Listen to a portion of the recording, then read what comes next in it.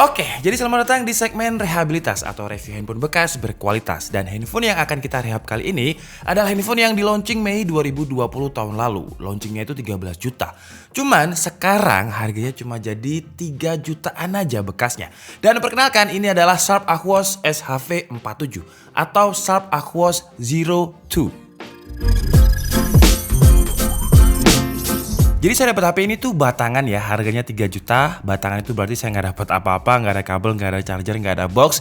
Jadi cuman HP-nya aja seperti ini. Dan ini adalah yang versi AU ya, ini ada tulisannya AU dan untuk kodenya di belakang itu SHV47.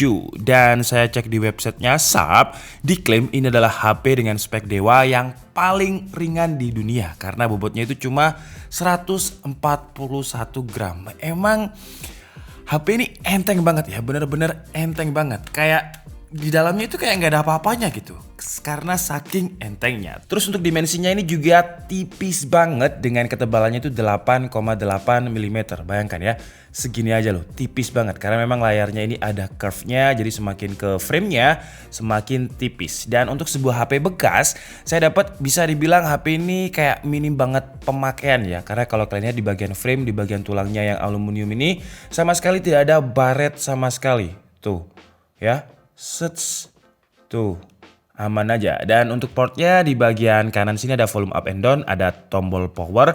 Di bagian bawah ada Type C, terus ada segel dari penjualnya, terus ada speaker, ada mic. Terus di sebelah kirinya nggak ada apa-apa ya, mulus bersih. Terus di sebelah atas ada SIM tray, ada lubang mic. Dan untuk bagian depannya ini yang curve ini, tangan saya ya langsung ngecap dengan fingerprint seperti ini. Jadi yang bagian depannya ini sudah menggunakan Corning Gorilla Glass 6. Dan seperti yang kalian lihat, saya reflek-reflekan ke cahaya seperti ini, nggak ada sama sekali bekas pemakaian. Walaupun ini ya, di sini tuh sama sekali tidak ada screen guard-nya tuh, tapi masih mulus banget. Terus untuk proteksi lain selain layar, walaupun form factornya ini setipis ini, seringan ini, tapi dia sudah memiliki sertifikasi IP68. Jadi dia udah tahan debu dan juga tahan air kedalaman 1 meter dalam waktu 30 menit. Dan tadi saya ada bilang kalau Sharp Aquos Zero 2 ini menggunakan spek dewa pada zamannya Mei 2020 tahun lalu, karena dia udah menggunakan chipset Snapdragon 855, terus RAM-nya 8 GB dan memori internalnya 256 GB. Untuk sebuah HP bekas yang 3 jutaan menurut saya masih oke banget. Ditambah lagi layarnya ini udah pakai layar OLED, makanya kalau kalian lihat di sini ada in-display fingerprint-nya. Dan kita coba, cepet banget. Dan masalah layar kita akan bahas nanti ya, karena layar dari Sharp ini menurut saya sangat menarik untuk dibahas. Sekarang kita bahas untuk performanya dulu. Jadi dengan HP yang setipis ini 8,8 mm, terus juga ringan banget 141 gram, Snapdragon 855, pertanyaannya apakah bisa form factor setipis dan seringan ini menghandle chipset yang bisa dibilang chipset gaming, karena dia masuk ke 800 series. Dan sekarang langsung aja kita lihat untuk performanya di Antutu. Dan hasilnya di Antutu dia mendapatkan skor 482.749. Dan kalau misalkan kita rankingkan di software Antutu, dia ada di urutan 60. Dengan di atasnya LG V50 ThinQ 5G, di bawahnya Galaxy S10e dengan Exynos 9820. Terus kalau di Geekbench 5, single core-nya dia mendapatkan 722 dan multicore-nya 2234. Nah, tadi juga sudah sempat saya cek menggunakan CPU throttling. Dan hasilnya ya, di 20 menit, ini sebenarnya saya mau tes 30 menit, tapi di 20 menit aja throttlingnya nggak karu-karuan seperti ini. Jadi kalau kalian lihat, di 10 menit awal itu masih hijau, terus kuning. Ya, dia memang nggak fluktuatif, cuman stabilnya itu di kisaran di bawah 50%. Ya, sesuai dugaan ya. Apapun kalau misalkan tipis tapi spesifikasinya itu gaming kayak di laptop aja, kalau misalkan tipis dia gampang banget overheat dan gampang throttling, sama juga seperti di HP.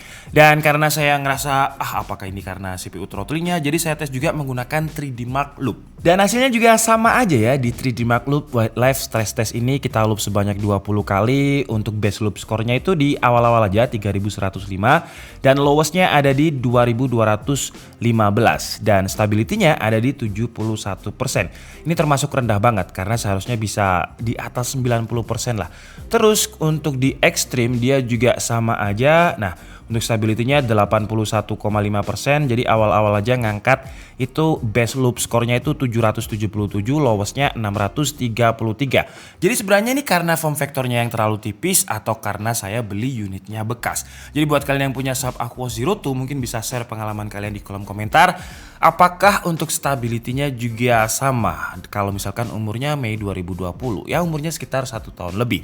Sekarang kita bahas masalah layarnya karena menurut saya layarnya menarik banget. Refresh rate layarnya 240 Hz. Gila ya, kenceng banget. Udah kayak laptop gaming yang harganya di atas 20 jutaan ya.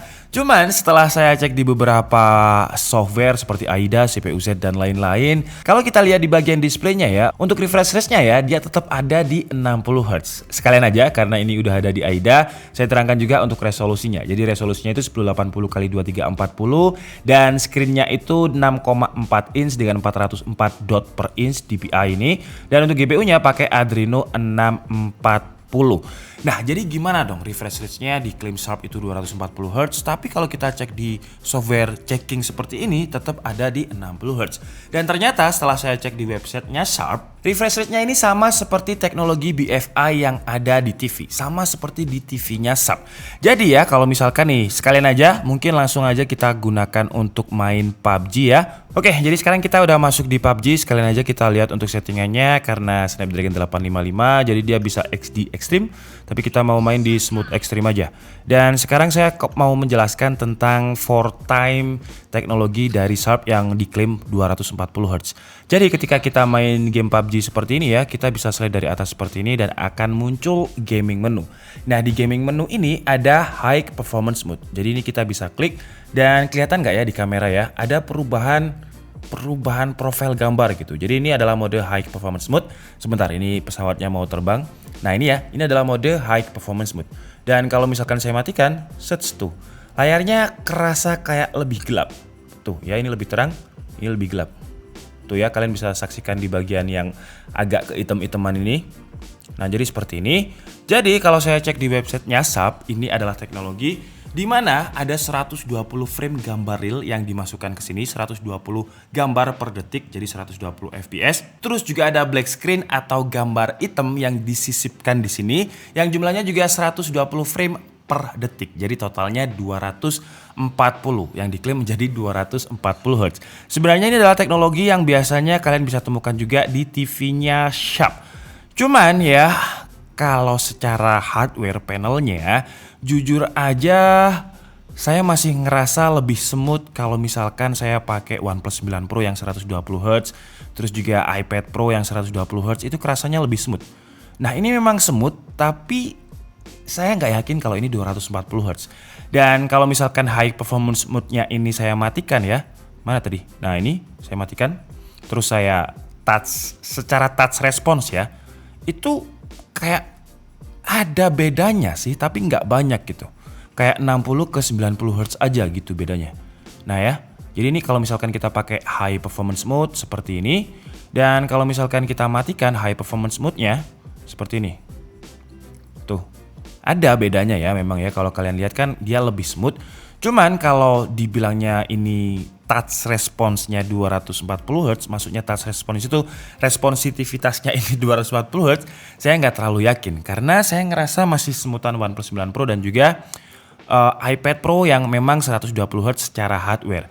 Tapi kalau kita ngomongin soal kualitas layar, harus saya akui panel OLED-nya dari Sharp ini benar-benar bagus banget karena dia memiliki 1 billion color atau 1 miliar warna ya. Jadi banyak banget. Dan kita akan bandingkan aja dengan iPhone 12 Pro Max yang biasanya saya gunakan sebagai daily driver. Dan menurut mata saya itu masih bagusan Sharp. Kalau kalian nggak percaya, sebentar saya ambil HP-nya dulu. Oke, jadi kita bandingkan langsung aja iPhone 12 Pro Max yang pakai Super Retina dan juga Sharp yang pakai 1 billion color, 1 miliar warna dengan panel OLED-nya ya. Dan kita putar video yang sama, resolusinya 4K dan XDR juga. Kalau menurut mata saya ya, sebentar. Nah, kalau menurut mata saya, Sharp itu terlihat lebih tajam, sementara untuk si iPhone menurut mata saya, tuh ya bagian hitam kelihatan lebih hitam di Sharp. Tuh kan ya. Tapi menurut saya sih memang selera orang masing-masing ya. Ada orang yang mungkin sukanya seperti itu, ada orang yang sukanya seperti ini. Ibaratnya kayak kalian ngedit video dan kalian punya grading masing-masing, atau kalian punya LUTs masing-masing. Ada yang suka warna kebiru-biruan, ada yang suka warna warm. Cuman kalau secara detailing ya, menurut saya sih masih bagusan layarnya Sharp ya. Tuh. Jadi detailingnya ada, iPhone ini kayak agak menguning gitu saturasinya. Padahal ini saya nggak pakai fitur Eye Comfort. Kalau untuk operating system, buat kalian yang tanya apakah dapat upgradean, kebetulan dapat ya. Jadi ini kita dapat yang Android versi 11 di sini. Dan sekarang kita coba lihat untuk baterainya. Jadi untuk baterainya ini walaupun bisa dibilang ini kelasnya lumayan fleksibel ya. Dulu harganya 13 juta kembali 1000. Tapi untuk baterainya nggak terlalu besar, 3130 mAh.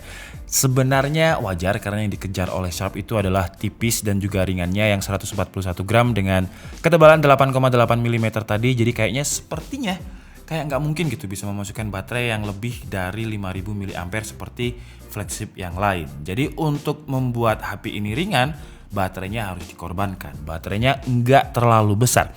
Dan tadi juga udah sempet saya cek log ya. Jadi ketika tadi itu 16%, ini untuk waktu pengecasannya ya. 16% itu jam 10, terus dia full itu jam berapa nih? Coba kita lihat dulu ya. Fullnya itu jam, wih gila, setengah 1 ya, lumayan lama. Dan kalau untuk waktu penggunaannya itu dari berapa nih? Dari 99% itu jam setengah 1 dan ke 79% itu jam 4 pagi. BTW sekarang saya juga shoot jam 4 pagi ya, karena kalau siang itu banyak pengganggu. Jadi kita shootnya jam segini. Sekarang kita bahas masalah kameranya. Jadi untuk kameranya yang belakang ini dua ya, dual kamera dengan yang wide itu 12,2 megapiksel, ultra wide-nya lebih besar 20 megapiksel dan selfie kameranya itu ada di 8 megapiksel. Dan sekarang langsung aja kita cobain kameranya di luar biar feel-nya lebih kerasa. Oke, jadi ini adalah kualitas videonya di kamera depan kalau misalkan low light ya. Ini saya hanya menggunakan cahaya lampu yang cuman 2 buah aja. Cuman kalau misalkan backlight, jadi tidak ada lampu sama sekali di depan saya. Kira-kira seperti ini hasilnya ya.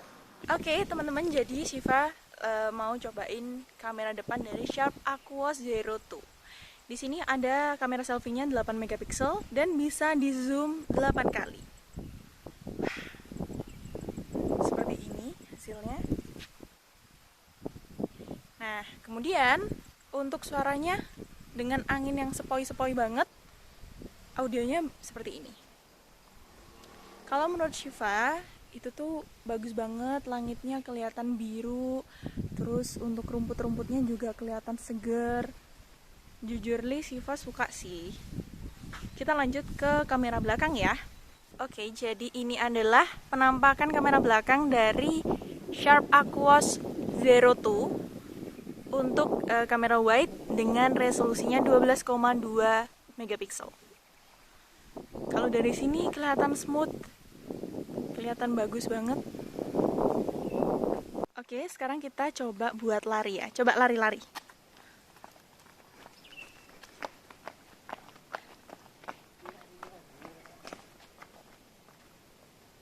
Kalau di sini di HP-nya, kalau Shiva lihat masih stabil.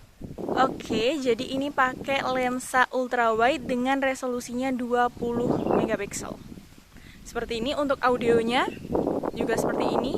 Anginnya lagi sepoi-sepoi banget ya. Oke. Untuk langitnya Shiva suka banget sih. Bener-bener bagus banget. Nah, untuk detailnya sendiri kalau dari smartphone ini kelihatan jelas. Bisa di zoom. Agak sedikit noise ya. Bisa di zoom 8 kali. Dan ini adalah kualitas video kalau misalkan low light ya. Jadi coba kita lihat objek ini ya. Ini ada pemean ya. Kalau bahasa Indonesianya sih jemuran ya. Nah seperti ini untuk detailnya kalau misalkan low light. Kalian bisa lihat apakah masih bisa bagus fokusnya. Kalau misalkan low light, coba kita lihat yang di sini deh. Ini cahayanya minim banget nih. Nah kita coba lihat daun yang ada di sini. Kalau di layarnya ini masih cukup oke ya. Padahal udah low light banget. Coba kita lihat yang nggak terlalu low light. Ini ada nih. Nah ini ada objek yang masih terkena sinar. Nah jadi kira-kira seperti ini.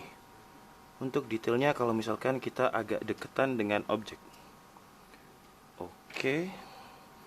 Menurut saya masih cukup oke ya untuk kameranya, walaupun low light, dan untuk stabilnya juga oke banget. Low light kita coba jalan. Kalau misalkan kondisi low light, nah ini saya jalan dengan cukup kenceng. Nah, kita coba sekali lagi.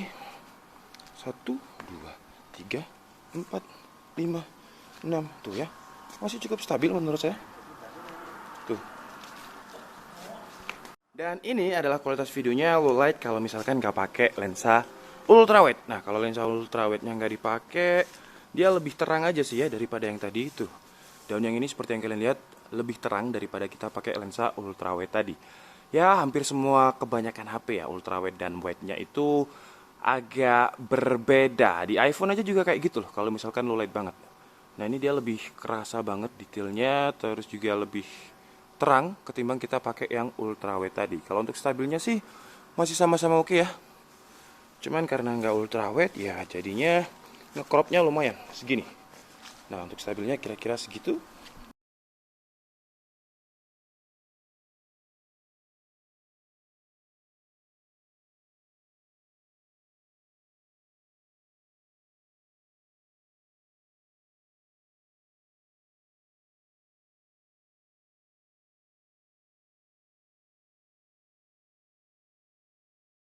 Oke guys, jadi mungkin cukup segitu aja video rehabilitas dari Sharp Aquos SHV47 atau Sharp Aquos Zero 2 kali ini. Kesimpulannya dengan harga 3 jutaan masih worth it digunakan di 2021 nggak sih? Kalau menurut saya masih ya, karena feel flagshipnya ini masih kerasa banget. Jadi dia udah ada NFC, terus udah wireless charging, terus juga udah IP68. Dan yang paling saya suka, jujur aja, dia ini enteng dan juga tipis banget. Bener-bener enteng loh, kayak ini cuman HP casing aja gitu. Jadi di bagian dalamnya nggak ada karena saking entengnya. Dan sekarang kita nemuin flagship yang enteng itu kayaknya udah jarang banget. Rata-rata mungkin 180 gram atau bahkan ada yang di atas 200 gram. Dan walaupun tipis ya, tapi spesifikasinya bisa dibilang ya fleksib banget dengan OLED-nya, layarnya yang menurut saya lebih bagus ketimbang iPhone 12 Pro Max untuk panelnya. Cuman memang masalahnya refresh rate-nya ini bukan secara hardware tapi kayak semacam teknologi yang disisipkan black screen yang saya jelaskan tadi. Terus karena saking tipisnya form factor dan saking ringannya, jadi performanya kita tes pakai benchmark tadi nggak begitu stabil. Tapi mungkin karena ini dia bekas, jadi buat kalian yang udah punya Sharp Aquos ini bisa tulis di kolom komentar gimana pengalaman kalian menggunakan HP ini. Oke, jadi mungkin cukup segitu aja video kita kali ini. Saya minta maaf kalau ada kesalahan dalam penyampaian informasi. Seperti biasa kalian bisa mengkoreksinya di kolom komentar. Saya Nika Setiabudi and see you on the next video. Bye bye.